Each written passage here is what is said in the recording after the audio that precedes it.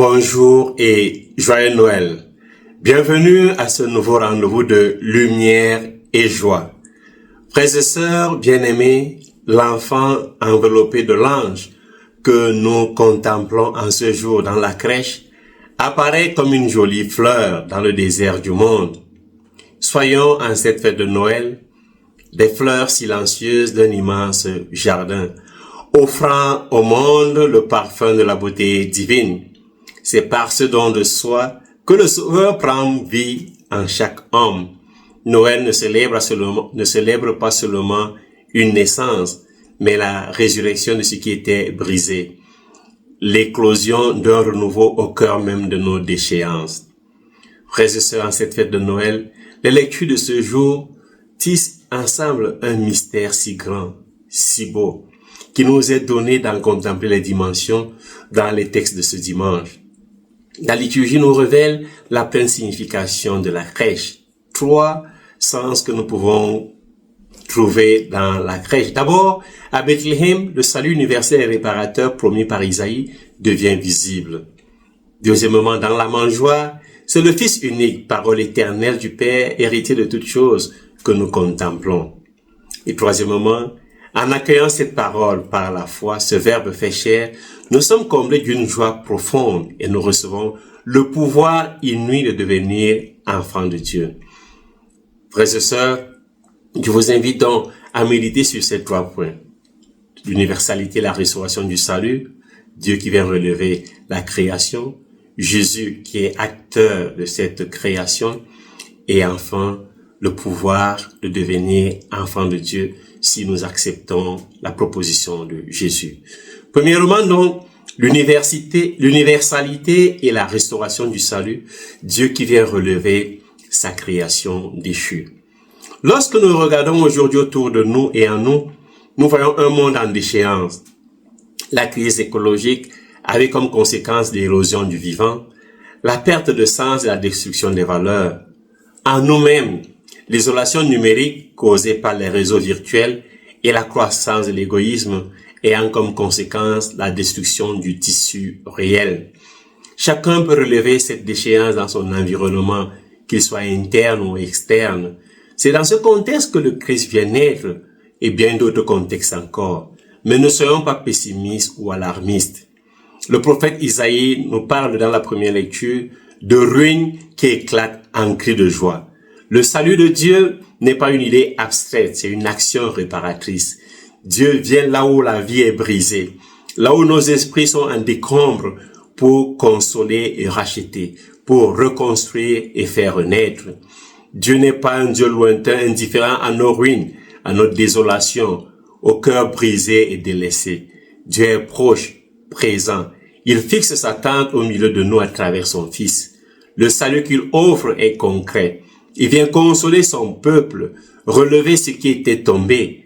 Et ce salut inauguré pour Israël est destiné à toutes les nations de la terre.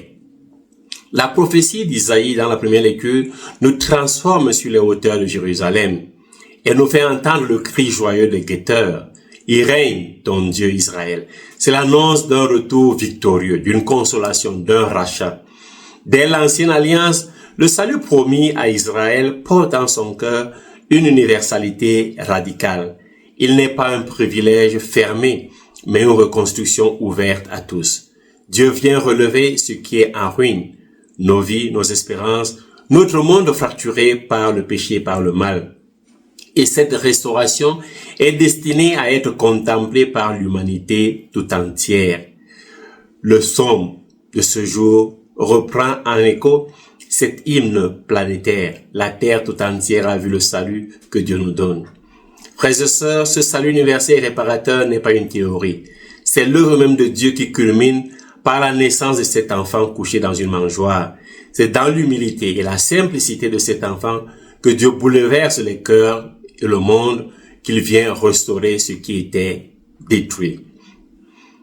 J'aimerais maintenant partager avec vous cette histoire pour illustrer ce que je viens de partager dans le premier point. Dans une banlieue ouvrière délaissée, un retraité a commencé à transformer un terrain vague jonché de déchets en potager collectif. D'abord seul, il a peu à peu attiré des voisins isolés, des jeunes désœuvreux et des familles fragiles. Ce lieu, symbole de déchéance, est devenu un espace de lien, de beauté, de partage. Frères et sœurs, comme Dieu relève les ruines, cet homme a fait renaître la vie et l'espérance au cœur même d'un désert urbain. Si toi aussi ton cœur est comme ce terrain soumis à la déchéance et à la décrépitude à cause de tes péchés, du mal qui t'entoure, qui est en toi, Noël est le moment où Jésus vient le transformer en jardin pour qui germe de jolies fleurs. En cette nativité, laissons notre charité fleurir comme une corolle discrète au jardin de l'humanité. Que chacun dans le secret de son cœur exale cette beauté divine reçue en partage pour faire éclore la présence du Christ en chaque âme. Deuxièmement, le don suprême du Fils comme médiateur unique. Dieu nous parle et nous sauve par son Fils Jésus-Christ. Frères et sœurs, comment ce salut universel peut être profitable à chacun d'entre nous? La lettre aux Hébreux, la deuxième lecture, nous donne la clé et marque le tournant décisif. Il établit un avant et un après dans l'histoire du salut. À bien des reprises et de bien de manières, Dieu dans le passé a parlé à nos pères par les prophètes. Ces messagers étaient des intermédiaires annonçant de loin la venue du roi. Et puis vient l'après, le point final et parfait de la révélation.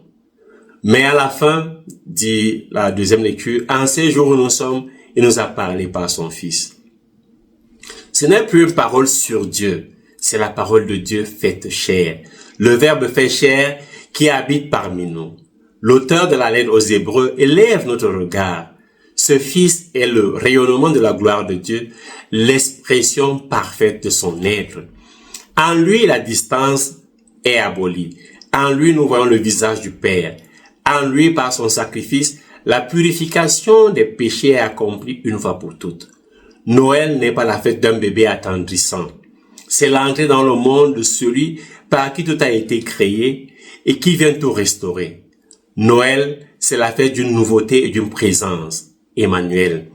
Le Fils unique est le médiateur unique et définitif. Par Jésus, les mondes ont été créés. Par lui, la purification des péchés est accomplie. En Jésus, l'amour réparateur de Dieu n'est plus une parole lointaine, mais un visage, une vie, un sacrifice offert. En lui, le Père se fait pleinement connaître. En contemplant aujourd'hui l'enfant de la crèche, qui est aussi le Verbe éternel décrit par Saint Jean, nous voyons enfin le visage du Père. Par son incarnation, Jésus vient porter l'univers et purifier nos fautes. Il ne vient pas tout simplement nous dire quoi faire. Il vient être avec nous pour restaurer le lien brisé entre le Créateur et sa création, entre le Père et ses enfants. Il vient rénover ce que le péché a fait vieillir. Jésus vient pour un nouveau commencement, une nouvelle opportunité. Jésus veut continuer à fixer Satan dans notre histoire, que ce soit dans la politique, dans la religion ou dans l'économie. Une fois de plus, j'aimerais partager avec vous cette autre belle histoire. Un chirurgien, voyant un enfant mourir d'une hémorragie rare pendant une opération chirurgicale, a découvert que seul son propre sang était compatible. Il a interrompu brièvement l'intervention pour qu'on lui prélève du sang, puis a continué à opérer. L'enfant a survécu. Le Christ créateur de l'univers, célébré aujourd'hui par la naissance d'un enfant, versera à Pâques son propre sang. Non pas un remède envoyé de loin, mais le don de sa propre vie, le don de sa vie même comme unique médiateur du salut. Frères et sœurs, parfois tu as l'impression que la vie t'a vidé de ton sang, de ton énergie, de ta force, à cause des multiples défis et des difficultés. Jésus est venu poser Satan dans ta vie pour te reconstruire, pour te recréer, pour te redonner la vie. Abandonne-toi à lui. Noël est l'heure sacrée de la réparation. Le moment où l'éternité vient recoudre nos déchirures et faire jaillir l'espoir au milieu de nos ruines. Troisième et dernier point, notre joie et notre nouvelle identité d'enfant de Dieu. Le prologue de Jean, dans l'évangile de ce jour, est le sommet de la grande révélation, de la grande nouveauté. Et le Verbe s'est fait chair et il a habité parmi nous. Voici le scandale, mais aussi la merveille de Noël. L'infini s'est fait petit. L'Éternel est entré dans le temps. Le Créateur a revêtu la créature. L'invisible s'est laissé contempler. La parole éternelle a poussé un cri d'enfant. La sagesse infinie a accepté d'apprendre à marcher. Et quelle est la conséquence pour nous aujourd'hui? Une double transformation. La première transformation, c'est une transformation de notre cœur. Elle doit provoquer en nous la même joie, allégresse et louange que celle des guetteurs d'Isaïe dans la première lecture, ou du psaume, acclamer le Seigneur terre entière. Notre célébration n'est pas sobre par hasard. Elle est traversée par la stupeur joyeuse devant un tel mystère, devant une lumière. Le psalmiste nous donne la clé, il dit « Chantez au Seigneur un chant nouveau ». La joie n'est pas une option, c'est la réponse naturelle de celui qui reconnaît que les ténèbres n'ont pas arrêté la lumière. Deuxième transformation, la transformation de notre être même. Saint Jean nous révèle l'effet bouleversant de cet accueil. Il dit, à tous ceux qui l'ont accueilli, à tous ceux qui l'ont reçu, il a donné le pouvoir de devenir enfant de Dieu. Voilà la transformation ontologique promise. Nous ne sommes plus seulement des créatures, ni même seulement un peuple élu de loin. Par la foi en Jésus, nous recevons le pouvoir inouï de naître de Dieu. Cette nouvelle naissance, frères et sœurs, non de la chair, mais de l'esprit, fait de nous des fils et des filles dans le Fils unique. Cette identité nouvelle est source d'une joie profonde. Celle qui faisait crier de joie les guetteurs d'Israël. Celle qui pousse le psaume à convoquer la terre entière à chanter, à jouer, à acclamer, à danser. La lumière sans déclin a choisi l'obscurité d'un berceau. Le Tout-Puissant s'est confié à nos mains fragiles. Nés de Dieu, nous sommes aussi nés pour Dieu. Et si nous sommes nés pour Dieu, nous sommes nés pour nos frères et sœurs. Chaque nouvelle naissance est un printemps de vie qui fait éclore des fleurs belles et d'une merveilleuse fragrance. Le Seigneur nous a sémés dans le champ du temps et du monde pour que, nourris par sa grâce, nous devenions des bouquets de charité offerts à la blessure du monde. Dieu veut que nous soyons une fleur de charité dans le jardin du monde. En cette fête de Noël, par notre charité, soyons chacun à notre place une humble fleur d'amour cachée dans le grand jardin de l'humanité et donnons sans compter la beauté que Dieu a déposée en nous. C'est ainsi que nous ferons naître Jésus dans les cœurs des hommes. Noël est la fête où se repart l'éclat brisé, où renaît sous la cendre de la déchéance un matin neuf et entier. Noël est la fête de la réparation, là où tout est brisure, là où tout était brisure ou blessure. Noël, c'est la fête d'une génération nouvelle, là où tout semblait dégénérescence.